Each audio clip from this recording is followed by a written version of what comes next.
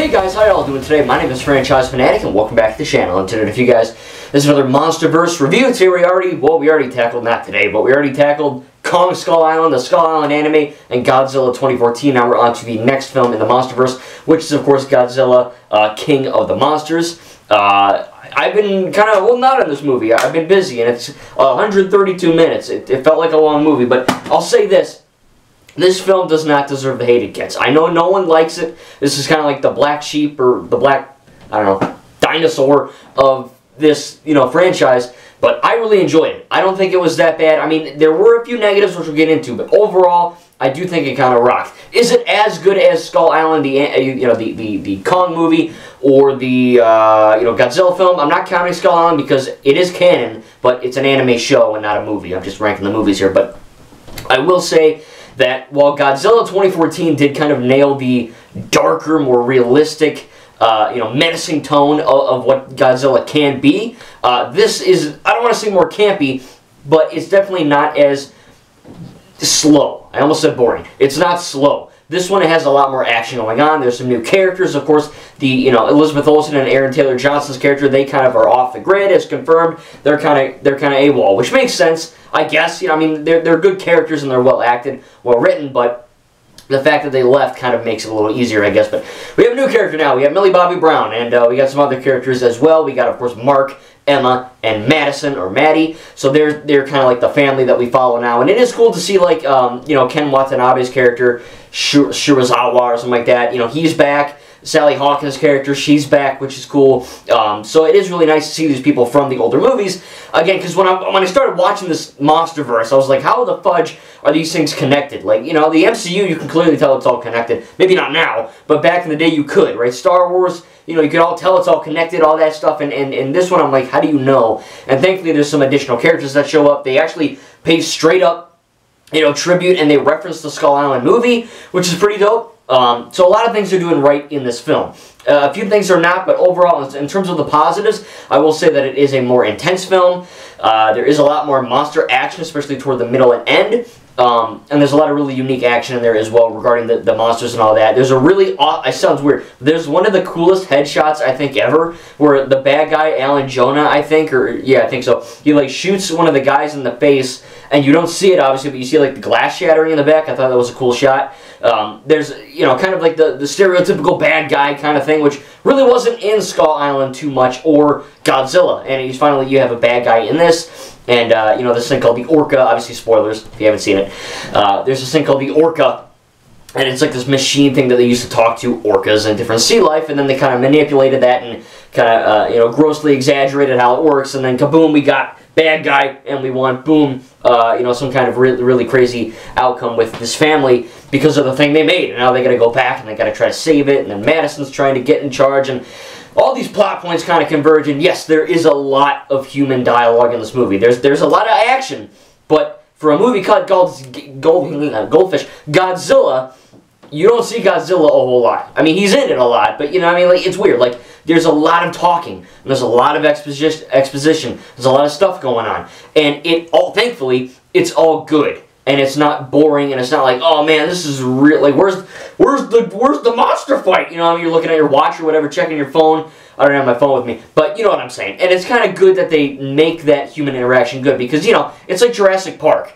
They strike the perfect balance between dinosaur action and human action, or human stakes, or human whatever. This film kind of does that too, which I think did it maybe a little bit better than Godzilla, because Godzilla is a pretty straightforward narrative. It's just a guy wanted to get home, and he goes on wacky hijinks in the process. And it's good, but this one really felt more, I guess, put together in a sense where, okay, there's more stuff going on, and there's X and Y plots kind of converging, and I do like the Alan, not my friend, maybe, I don't know, maybe he's a bad guy, who knows. But Alan Jonah in the movie is a good antagonist, I think. Charles Dance does an okay job. He's not like the best villain ever, but he does a good job.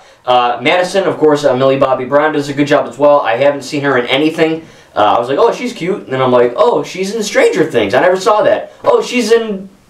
Oh, wait. Is she in... No. I thought she was in Ghostbusters. That's the other kid. The Stranger Things kids that were in Ghostbusters. Yeah. I don't know Millie in too much of the stuff. But, she was fine in this. Everyone else was good. I think really good performances all around. Thankfully, nothing weird or woke or stupid or whatever. There's a few comedic moments which are a little bit wonky. There's this really skinny dude with like a facial hair. I don't know his name. He looks like he'd be in Big Bang Theory or something. Some kind of comedy. I don't know his name. But he's like the comic relief kind of character. There's a few of those characters in there. There's one guy that's actually pretty funny, Rick or something.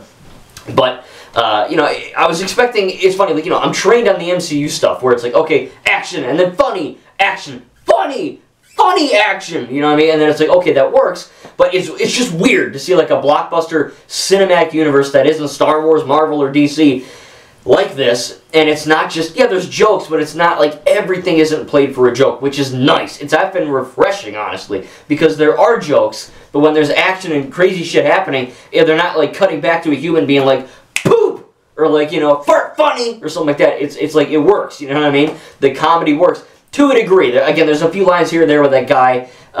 You can tell they're trying to kind of be like, oh, funny, but whatever. He's not like a joke character. He just does jokes. Some of it lands, some of it doesn't. But I think the weirdest thing about this movie is the pacing. This movie never bored me, but there were times in this movie where I literally checked my phone and I said, oh my god, we have an hour left. Because it's not, like I said, like normally I do that when I'm bored, and I honestly rarely do that when I watch a movie, but I don't know, like I wasn't tired, I'm watching it and I'm having fun, and then I'm just like, how much longer is this? Oh, another freaking hour? You know, it's like when you watch the Lord of the Rings Extended Edition and you're like, oh, this is probably halfway over, check like 3 hours left, you're like, fuck, you know what I mean, like that. It's kind of like that. But that's not an indication that I was bored or that I wanted it to end. It just felt like a really long-ass movie. And it's 132 minutes, about 2 hours, 12 minutes, something like that. And it didn't feel like that. It felt like 3.5 hours, which isn't a bad thing. Sometimes it can be a bad thing, but in this case it really isn't.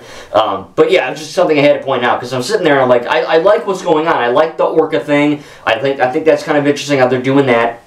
I like the element that Emma, this mom, she's the real monster and all that. I like that Ken Watanabe's character, Kara Zarazawa or whatever, he's kind of, you know, dealing with Godzilla and the Mutos and all that fun stuff. I mean, it's good. It's good stuff. And there's some sacrifices in there which are pretty good, pretty well handled, I think. But at the same time, I do, like I said, I was checking my phone and I'm like, wow, this is a long movie, you know what I mean? Like, the other one isn't that long, and I know Godzilla vs. Kong isn't even 2 hours. It's like 113 minutes. It's shorter than, it's a pretty short movie for like a big budget live action film. And I will be watching that hopefully within a day or two. But with that being said, it did feel like a long movie, but I'm glad it kind of was that, because there's a lot to cover. This isn't as straightforward as Godzilla 2014, right?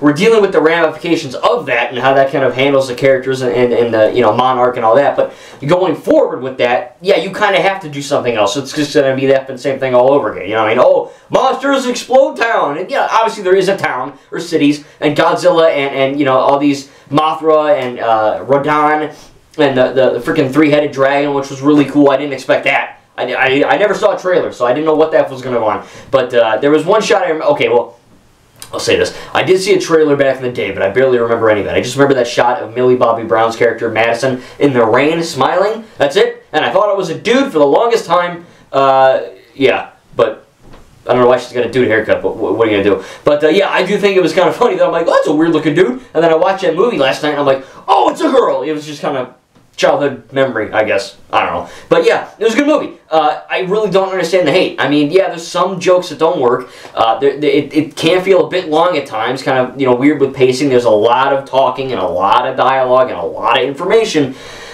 But you need that, because then it's just monsters exploding shit. Because, you know, it's like this movie reminds me of Transformers. The only Transformer movies I've ever seen is Bumblebee, like the only good one. But at the same time, you deal with that issue where it's like, okay, Transformers are talking robots. How do you make the audience give a damn about a talking robot? And I guess they did it, I don't know. But it's like this, how do you make people care about a giant effing lizard dino and a big monkey and a moth, a giant-ass moth, you know what I mean, like that shoots spider webs, like Spider-Man or Spider-Woman, I guess, because it's a girl. It just, like, how do you do that? And they actually were able to do that. Not in just this movie, of course, the Kong Skull Island Godzilla, and the Skull Island anime really makes you care about Kong.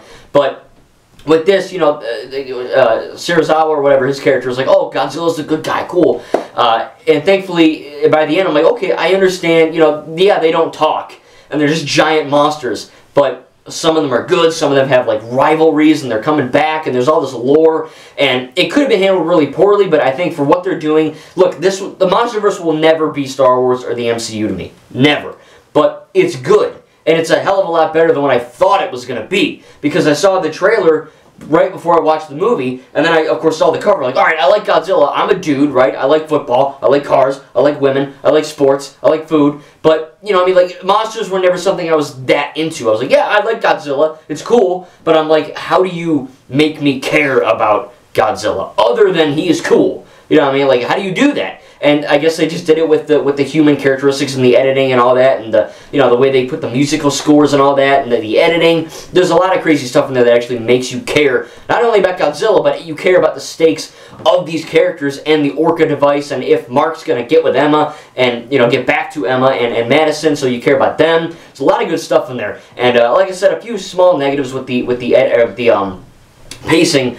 And some of the, you know, jokes don't land necessarily, but I never thought, like, oh, the CGI was atrocious. I don't think it's as good as, like, a modern-day Marvel movie or, like, you know, The Rise of Skywalker or any of the Avatar movies, but it's good. Like, I don't have any CGI complaints. Like, all the creatures look really good. The destruction looks really effing solid. There's a lot of good stuff there. A lot of really badass lighting in this movie, too, with lights hitting characters' faces and seeing, like, you know, the king, what's his name, Trugugabooga, I don't know, the three-headed guy, it starts with a T, and he kind of like just like shoots lightning like Palpatine, you know what I mean? It's crazy stuff, and it all looks really, really good, which is you know, good, but at the end of the day, it's a fun time, and I don't really have that many complaints. Again, I really don't know why people don't like it. I mean, story-wise, it's better than Godzilla, because there's more to it, and you're expanding on the world, and, you know, you're kind of dealing with this grief element where, you know, obviously Madison's brother died because of Godzilla in 2014, which was in the Godzilla movie. There's a lot of stuff in there, which is really awesome as well.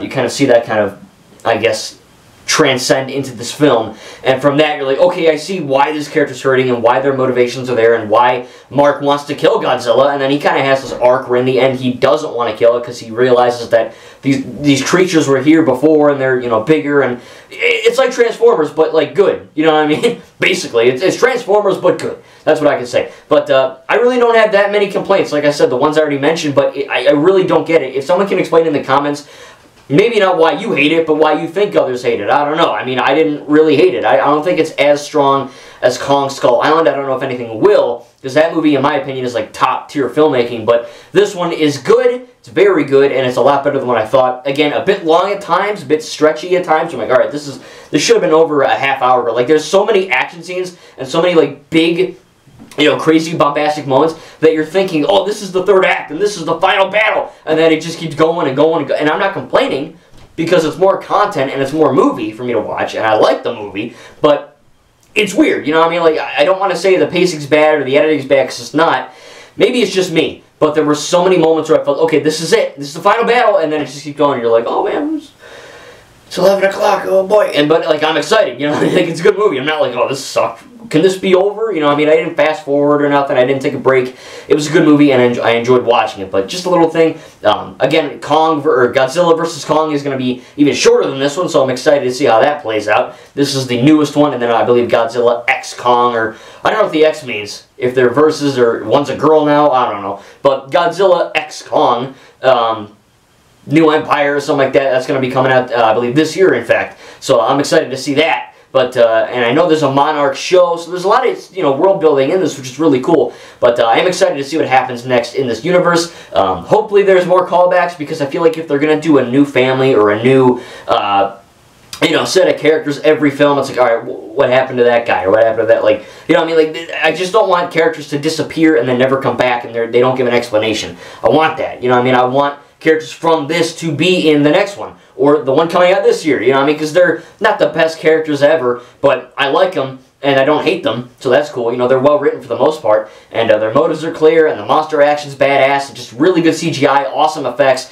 and just a really good time. Again, some of the comedy doesn't work, and sometimes it can feel like it stretches a bit too much, but it is a fun time, and I really enjoyed it. Tell me down below in the comments what you thought about Godzilla, King of the Monsters, and yeah, that last shot is pretty freaking cool. Thank you guys, and we'll see you in the next video.